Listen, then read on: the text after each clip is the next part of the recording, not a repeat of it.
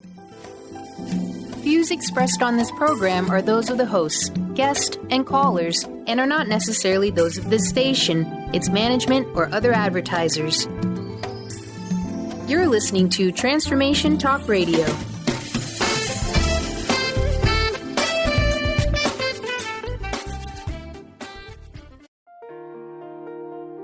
What do you do when you have time on your hands? Lots of it. This is a real challenge in retirement. What do you do with all those hours? Decide to be your own boss and move forward with zero guilt and zero regrets. Tune in to Fresh Courage Radio. It's your time to shine with host Sharon Rolph on Transformation Talk Radio. We all have something special to share with the world, but many of us fail to use our innate talents to the fullest possible potential. Communities, cities, and nations grow stronger when everyone brings forward their unique gifts and talents to build and to create. We're creating with a freedom we never had before. It's not a trap. It's not a dream. You really are free. Time is your key to unlocking a life kept in waiting. Let's get started. There's no time to waste on Fresh Courage Radio with Sharon Rolph now. I'm your host, Sharon Rolph, and you are listening to Fresh Courage, coming to you on Transformation Talk Radio Network. And our topic today is being fully present and focused. And I want to inspire you to live wholeheartedly, to live boldly, and with lots of meaningfulness and no regrets. So I want to start the show today. It's kind of a season for gratitude, and my gratitude is for freedom, natural gifts, and abundance. So Alan, Pastor Alan Scoot, can you hear me? Go ahead and try again. Pastor Alan Scoot, can you hear me? I can. Okay, good. All right. Well, let me introduce you.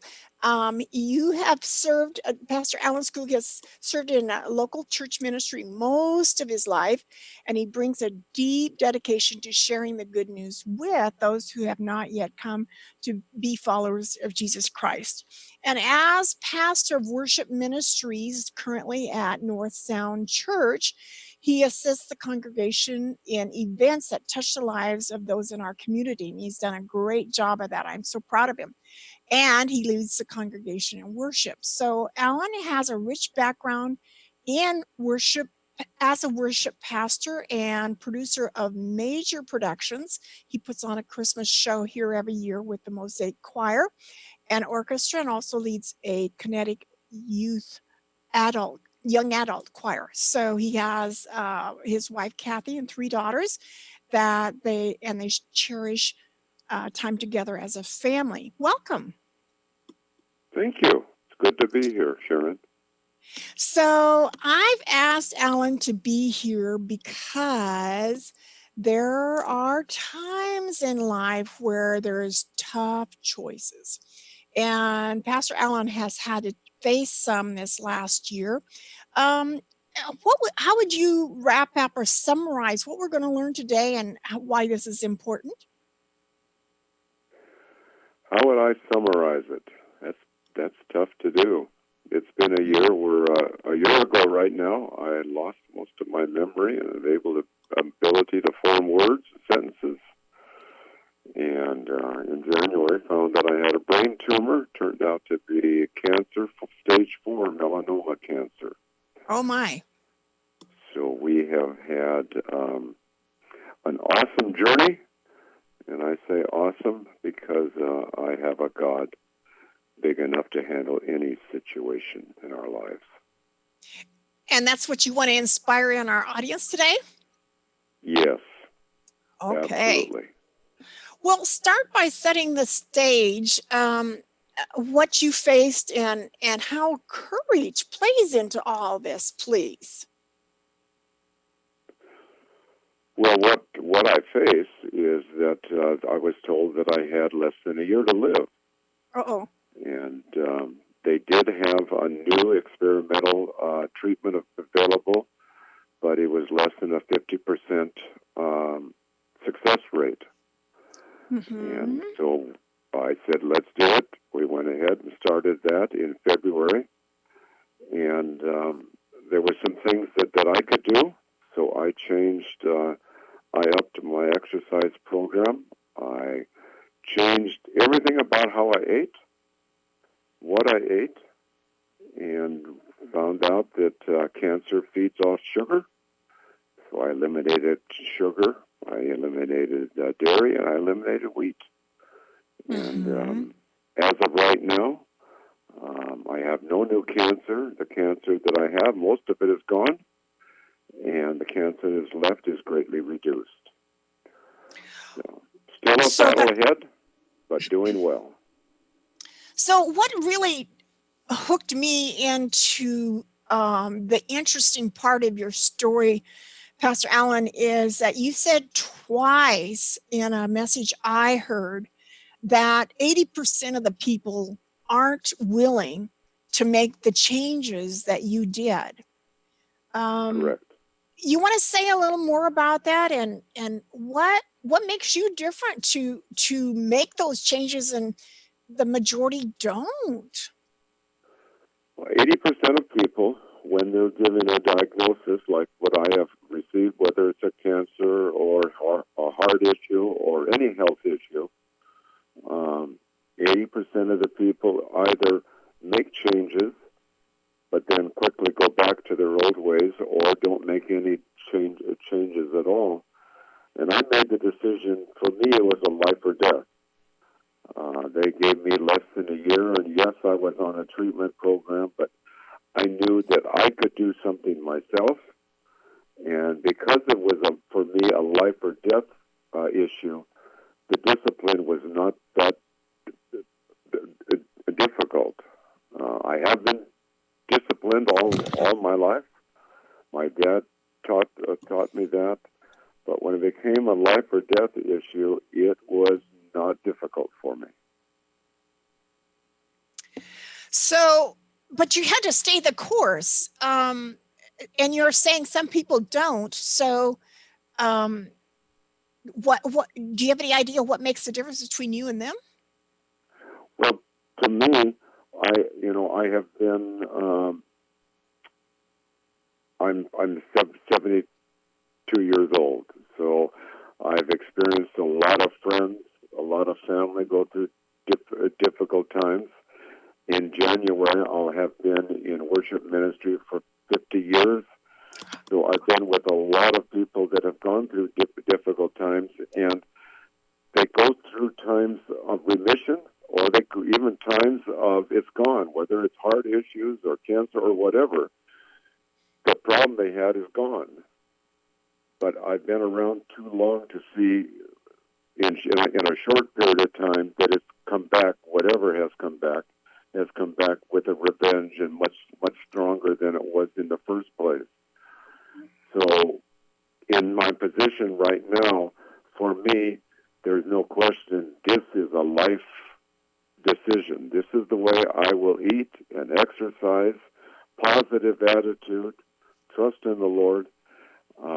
I will do this the rest of my life.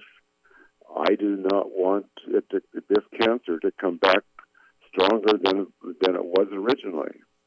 Mm-hmm. So, has it made a difference in your focus? Oh yes, absolutely. I look at as far as life, I look at it entirely different. I'm grateful for every morning I wake up. I am grateful for every time I see my family. I'm with my family, my grandkids, my great grandkids. I'm also much more aware of people around me that are struggling. I have just been asked to take over the pastoral care ministry at North Sound Church. And one of the reasons why I was asked to do it is because of what I've gone through this year. I'm much more aware of what other people go through. I understand what it's like to have to wait for a test to be taken. I understand what it's like to have to wait to get test results understand what it's like to get a negative response. I understand what it's like to go through a life-threatening surgery. Much better today than I did a year ago. Yes, yes. I have not ever walked in your shoes or had someone close to me that is or has walked in your shoes, but I do know another pastor whose son faced a life and death situation because of an accident, and he also had the same. It had the same impact on him as you're just describing. So the empathy and compassion are totally different. Yes. Yes. So let's see. The I would imagine that some of what you had, I guess life has its trade-offs, doesn't it? Where um, you're giving up the enjoyment of dairy and grain and sugar. Have you been Hmm. able to replace it with other things that are just as satisfying? Well, I've learned to love fruit. I've learned to love vegetables. I've learned to love salads. Um, I even make my own cookies now. All very healthy, but I make my own cookies. I do a lot of my own cooking. Wow. My wife obviously is very supportive and cooks also. But I have learned to enjoy food that let's say I never enjoyed before. Hmm. So that is a learning process for you, isn't it?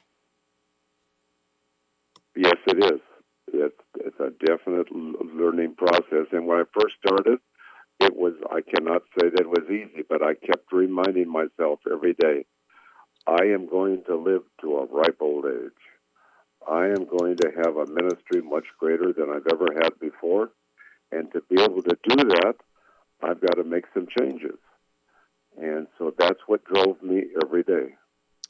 Bold decisions and bold prayer. And Alan, I think that the support system, it's becoming more and more evident that our support system plays a big part of our life daily, but also in the choices that we make. Absolutely. I Absolutely. also made the choice that I'm going to have a positive attitude. And I've been very positive. I'm not going to say that I have not had dark days. Hmm. I'm not going to say that I haven't had days that I didn't want to get out of bed. But I have forced myself, and I have had a positive attitude um, as much as possible through this whole thing. I am, I'm not. I don't blame God. I don't blame the world around me. I'm thankful for what I have.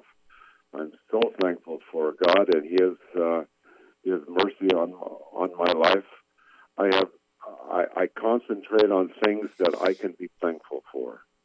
Yes, I just yes. this morning put a worship set together for this Sunday, which is our Thanksgiving service, and it's centered around what we have to be thankful for, and there is so much that we have to be thankful for. Okay, well, when we come back, we'll ask Alan some of the more about his tough choices. And thank you for listening to Fresh Courage. It's your time to shine. The bag for a number of houses he was building and trying to make the payments on that and everything else. And the courage he had in his relationship with the Lord to stay positive for his family, to stay positive in what God's faithfulness, that no matter what came his way, he was able to rise above it with God's help. And so throughout my life, there have been times of discouragement, times of issues, and being able to remember how my dad handled issues like this, how he Mm-hmm. handled very difficult issues. He always stayed positive. All always stayed on his knees in prayer, but he always stayed positive with his family and the people around him. So when this hit me a year ago, which I will admit has probably been one of the darkest years of my life,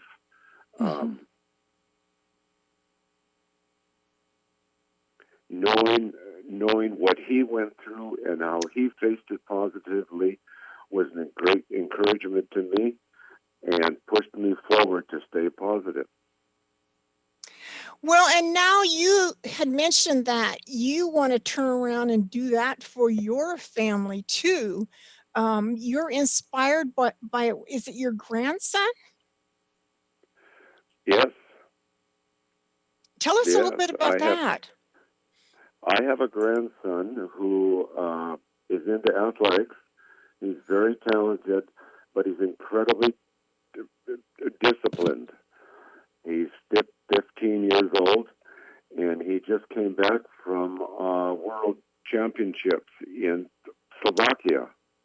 Wow. And he and I have talked a number of times on what discipline is, how you from the inner side, how you develop discipline inside of you. And he's very disciplined in his relationship with God, very committed to God and his salvation. And he's also very disciplined in what he does athletically. And he and I have talked many hours on how do you do that? How do you stay disciplined? Where do you focus your eyes? What is important? What do you strive for? And so it's, for my entire family, as they have watched this process of myself, what I've gone through this year, and what they have experienced in seeing me and how positive I have been at times to their frustration, because I wouldn't always tell them the nitty-gritty facts of what was going on, because we stayed positive. Mm-hmm. Mm-hmm. And you said your grandson is hoping to be in the Olympics?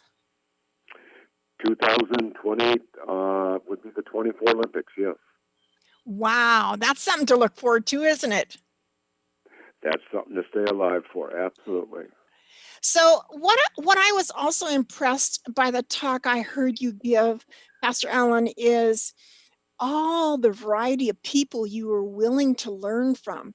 So not only in your choir, people who have come through your choir, but there's medical people and rehab people.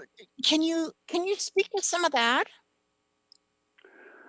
Well, I have been very fortunate through this whole process in that first I had a God bigger than anything I was going through. And secondly, I had my personal physician who took it upon himself to do whatever it took to help me.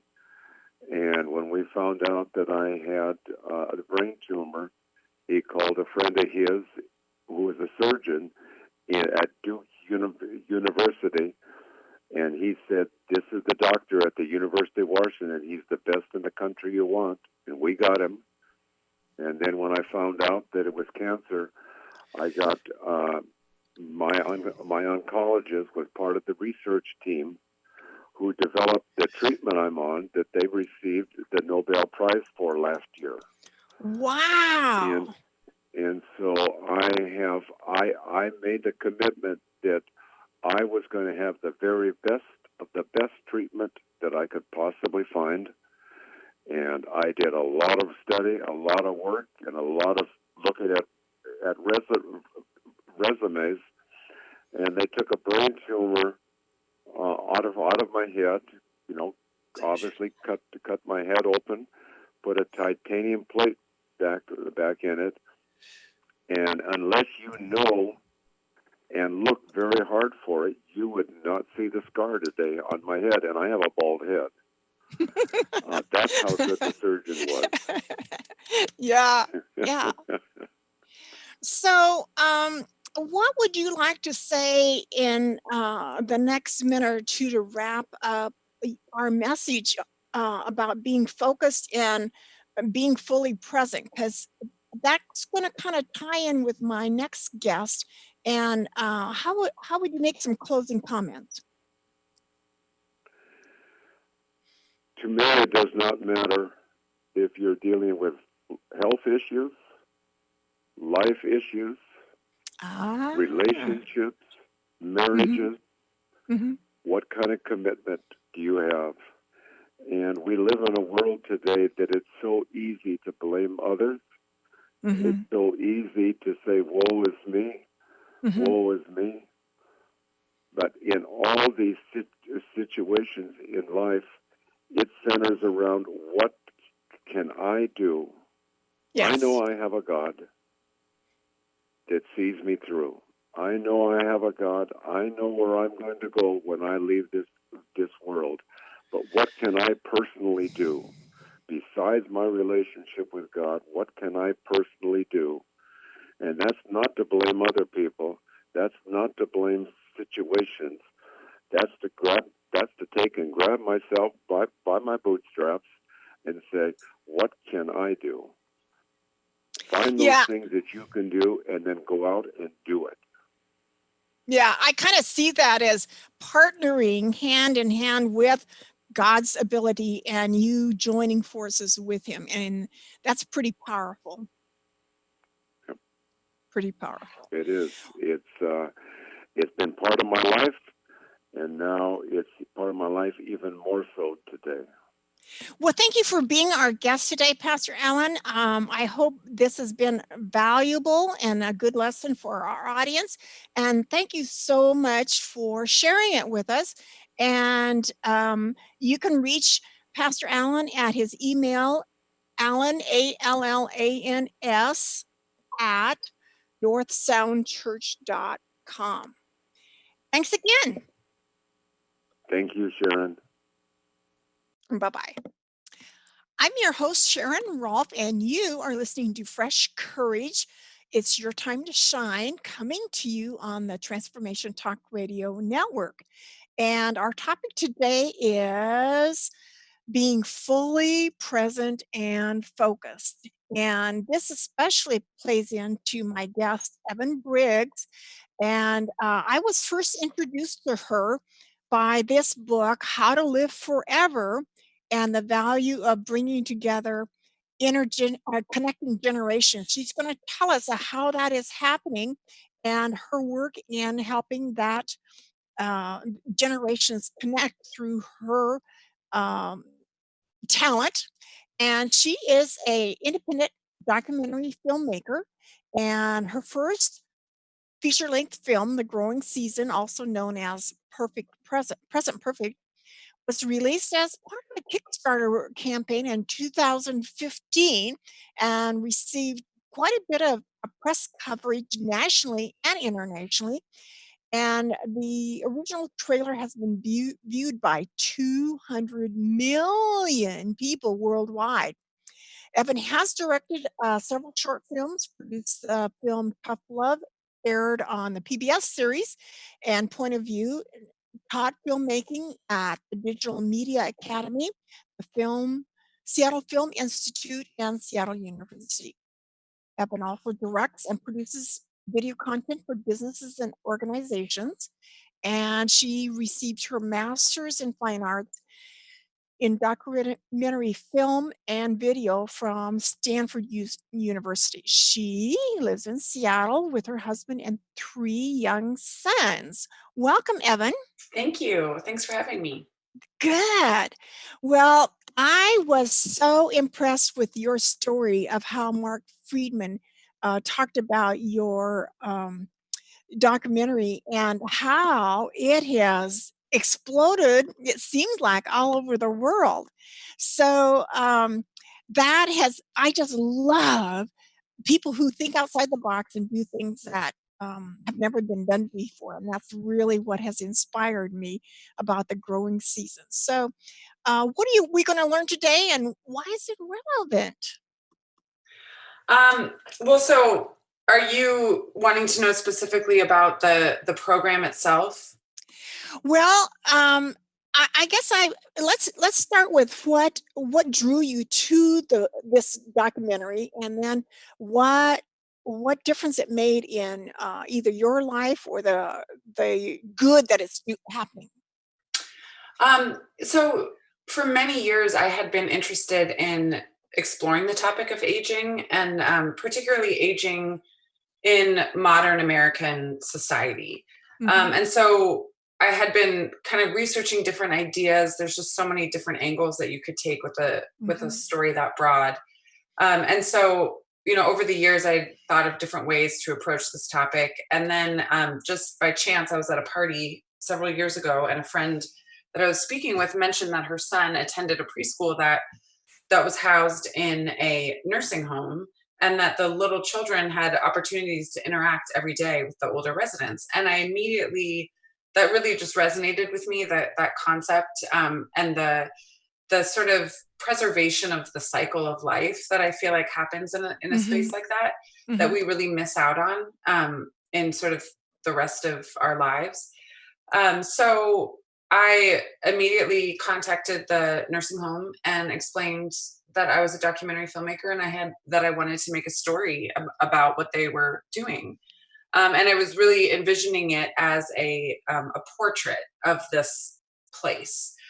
So I didn't really focus in on characters or go into like individual people's backstory. I really just wanted to show what it looked like to bring these two groups together.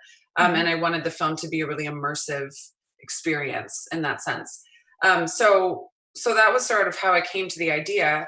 And then, what was really surprising to me, I had been writing grants and trying to raise money for the film for a couple of years before I launched the Kickstarter. And, I had gotten one grant. And I was just really starting to feel like, am I the only person who thinks this is an interesting story?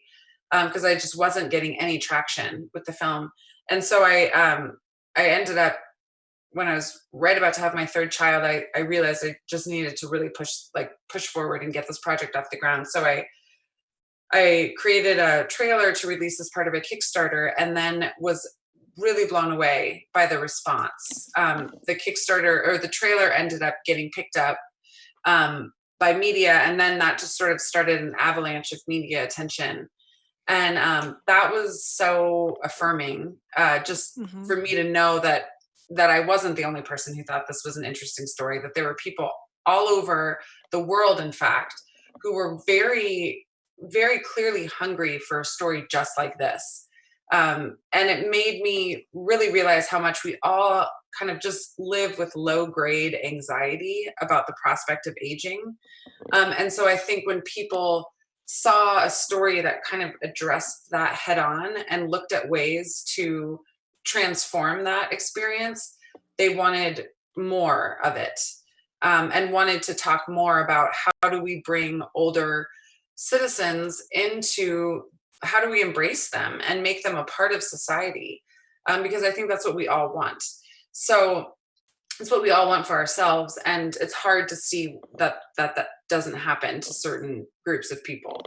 So yeah, that's basically how it came to be. And since then, uh, there have been people from countries all over the globe who have traveled to Seattle to come tour the Mount where I filmed, just to see how it actually works in action and take that model back to their home communities, which is way more of an impact than I could have ever imagined I would have by making this film. But it's so amazing to see how many people really, caught on to the idea, and the idea that now that those people are bringing intergenerational facilities to their communities is amazing. Yes. In fact, I'm starting to see and hear about things in my community that are starting to be open to intergenerational activities. Just Friday night, I think there was a trivia game night at the senior center. And I didn't go, but I think I'm kicking myself for not going. But where we used to have, okay, so a lot of segments in America has siloed, the teens and the young adult and Yeah. the dinks and the, older ones and all this. And where we used to have 3 or 4 or 5 generations in one house, and that's Mm-hmm. not happening anymore. Right. So it created a void, Mm-hmm. something, yeah. So you were impressed with how present, if with our topic of being fully present, that came from your sense of what you gleaned out of it, that the older and the youngers just are, they don't think about anything beyond face to Mm-hmm. face. So tell us a Mm-hmm. little bit about that. Yeah. So yeah, that's where the earlier sort of the working title that I had come up with for the film was Present Perfect, and I ended up changing it before the film was released to the growing season. But the inspiration for that first title, Present Perfect, was um it was when I stepped back and thought about, like, what is special about this to me? What do I see in these relationships that I want to share with other people? And I really needed to, spend a little bit of time thinking about what that was, because it's so subtle, Hmm. and it's easy to miss if you're not paying attention. But what it is that you have two groups of people who only share one temporal realm, really. So, like, these little children have no past, and they have just nothing but future. And then, of course, we all have the present, and for the older residents, it's the inverse. They have a huge past, um, Okay. not much future, and Hmm. the present. And so the present is really this realm where they can be together. And you know it's just one of those really interesting things where, as adults who are busy and have young children, and maybe we're taking care of older parents, and we're working, and we are so pulled in so many directions, it can be such a challenge to actually be present in the moment. And I feel guilty about it almost every single day when I'm making dinner and trying to deal with all kinds of things, and my kids are talking to me, and I'm not really paying attention, and I'm not present with them. And the one thing that these older residents have to offer, I mean, one of many things they have to offer, is their time and their undivided attention. Hmm. And children thrive and flourish with that. They really, that it's such a symbiotic relationship. And that's what was so beautiful about it, was that, like, I saw how both parties just really benefited from the feeling of, like, bestowing that love and attention onto another human being, and for that human being to receive it and to grow because of it. And that was just so beautiful. It is so beautiful. I love the word flourish, because to see that in people coming alive with either learning something new or trying something new. The other thing that I've been hearing over the last couple of years is how much we were curious at those young ages and we've Yeah. moved away from it. And that as we are facing our senior elder years in life, that re turning up the burner on that curiosity is what's going to help keep us young. Right. Yes. Yes, absolutely. So I was reading this last week, a book by Chip Conley on how he went back into a workforce that was very young, the um, 20, 25-year olds. And he was brought in as purposely as an elder, and he started calling himself modern elder. But he said over and over in the book how much his quality listening contributed to these young people that didn't Mm. have the experience that he has in the perspective. So it kind of goes along with what you're saying there. Mhm. Yeah.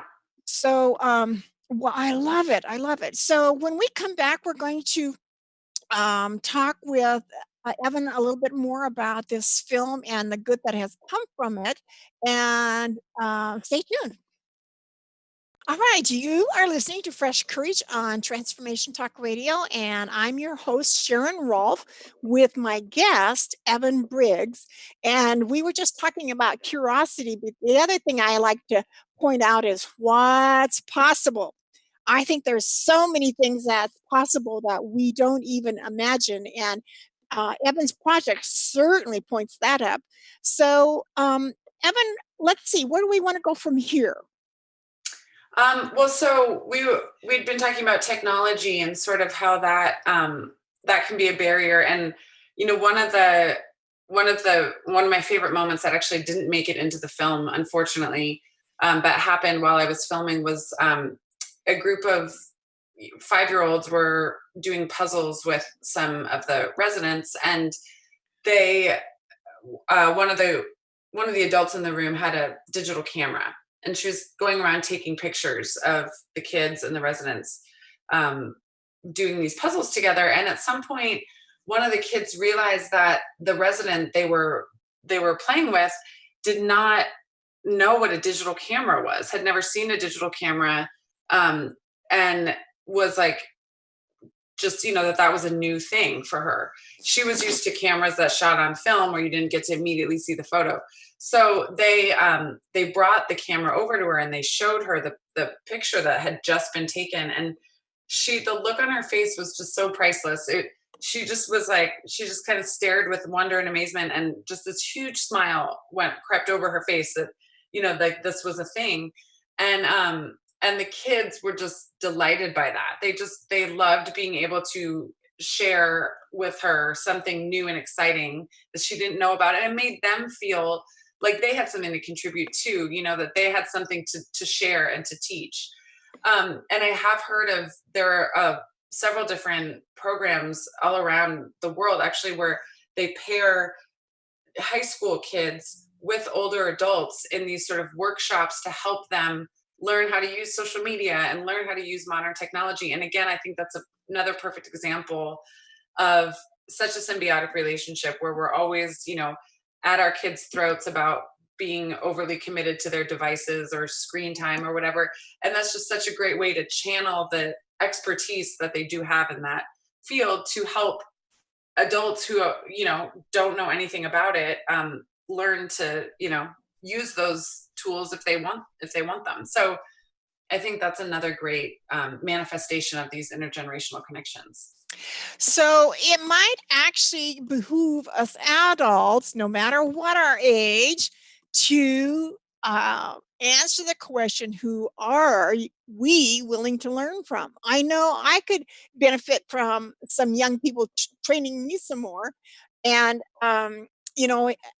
I'm getting close to the being willing to actually pick a date on my calendar and go see what I can learn, because until you take that first step of curiosity, nothing happens, right?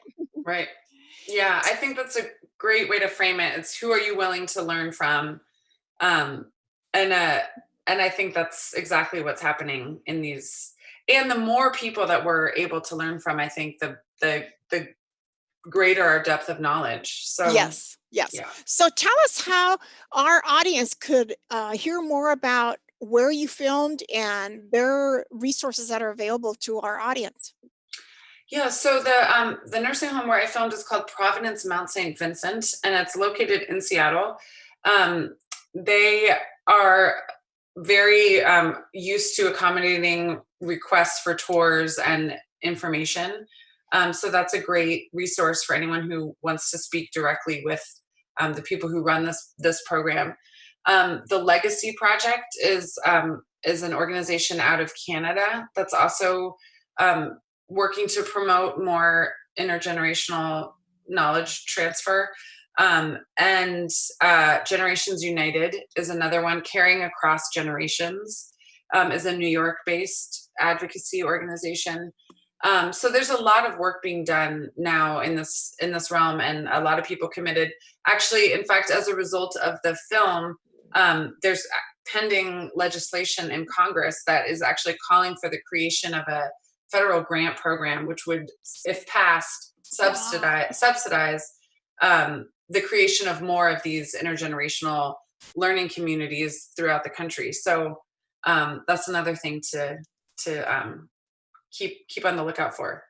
It's a time whose time It's an has idea matured. whose time has come. Yeah, good. Yeah. So, do you want to share how people can find out more about what you're doing and your website? Yeah, so the film, The Growing Season has a website. It's thegrowingseasonfilm.com. And there is information there on how to purchase the film or rent the film or to host a community screening or a school screening. And then there's also links to some resources on the website as well. And then I have a new project that I'm working on that's on a totally different topic, but the website for that film is called sonsofthunderfilm.com. And we're still in the very early stages of this film, so it's going to be a couple years before it's out. But anyone who's interested in following our progress is welcome to. It's actually a musical documentary, so it's something very different.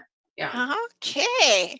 Yeah. So I love that you're dedicated to spreading the good news in film. That documentary, not everybody can handle that. They want the grandiose big screen kind of thing, and certainly makes it different.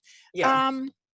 So let me also mention that I have a website, effortlessvitality.org, and effortless vitality talks from living from your heart, that if it's naturally flowing out from you, like Evan's curiosity about aging, then it's going to be easy. It's going to be that effortless energy. I also create these little art blocks on my Etsy website, and I've been doing some YouTube Got for the Week videos that are just a couple minutes long on words of wisdom. So this is kind of my way of contributing to the younger generation. And let's see, anything, a parting comment or summary that you want to make, Evan? I think the final thing that I'd say, and I did a TED Talk about this a couple years ago, and this was how I ended that too, is that really this is work that anybody can do at any time. You don't need like a special school or nursing home to make this happen. You can just go out and strike up a conversation with somebody that you're standing next to at the bus stop, or your neighbor, somebody of a different generation who you might just through social conditioning, but like be inclined to ignore, and instead lean into the opportunity to learn something different from somebody of another generation. And you can literally find an opportunity to do that at any minute of any day. Yes. So the little talk I did this week is on vulnerability and curiosity. Both of those play into this situation. So thank you so much for being with us today as my guest, Evan, and I hope to hear some more good things from you. And stay tuned for listening to Fresh Courage next week on Transformation Talk Radio. Thank you. Thanks, Sharon. Ready to take some liberties and call some shots? I know I am. Join in next week on Fresh Courage Radio. It's your time to shine with Sharon Rolph on TransformationTalkRadio.com. If you still need some inspiration, let your curiosity lead you. Many still find their lives ruled by the clock, but you forge your own path. You are starting on a journey that will lead you outward, out of isolation, and inward to your true desires for life. There is no map where we're going, but let Sharon Rolph be your guide in a new world of possibilities. Find your passion, find your reason, find your fun, and everything you dreamed of. Every week brings new insights and ideas to light your way and elevate your day. To learn more about Fresh Courage Radio with Sharon Rolph, please visit effortlessvitality.org.